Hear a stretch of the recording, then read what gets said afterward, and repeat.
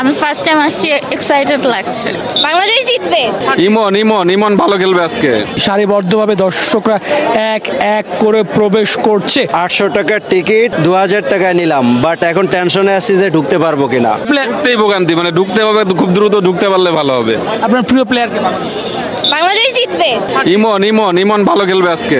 যেখানে সাকিব আল হাসান নেই, কিন্তু তারপর সাকিবের কথাও বারবারই উঠে আসছে, কারণ বাংলাদেশ ক্রিকেটের সাকিব আল হাসানের অবদানগুলো সোনার অক্ষরে লেখা থাকবে। সাকিব যখন মাঠে নেমেছে, দলের জন্য খেলেছে, কখনো দলের জন্য তিনি কিন্তু মাঠে বিদ্রোহ করেছেন। আমরা দেখেছিলাম যে নিদাস ট্রফির কথা, সাকিব জার্সি খুলে তিনি কিন্তু অনেক উত্তেজিত হয়েছেন। সেই ম্যাচ বাংলাদেশ জয়লাভ করেছে। যদি ওই মোমেন্টে সাকিব না তৈরি করতে পারতেন, তাহলে কিন্তু আসলে বাংলাদেশ জয়লাভ নাও করতে পারতো।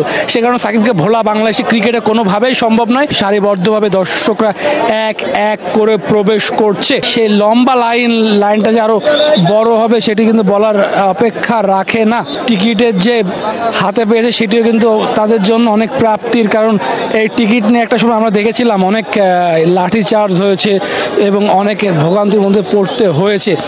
সেখান থেকে কিন্তু তারা টিকিট পাচ্ছে এবং টিকিটটা তারা নিজ হাতে নিতে পারছে। আমাদের যে কত বড় লাইন, দীর্ঘ লাইন, এবং এই লাইনটা কিন্তু অনেক বড় হচ্ছে, আমরা দেখতে পাচ্ছি। আমি ফার্স্ট টাইম আসছি, এক্সাইটেড লাগছে। অনলাইনে টিকিট কালো বাজারের মাধ্যমে পাইলাম। 800 টাকার টিকিট 2000 টাকায় নিলাম, বাট এখন টেনশনে আছি যে ঢুকতে পারবো কিনা। অনলাইনে ঢুকলে বলে টিকিট নাই, ধারণ ক্ষমতা 24,000 আমরা জানি।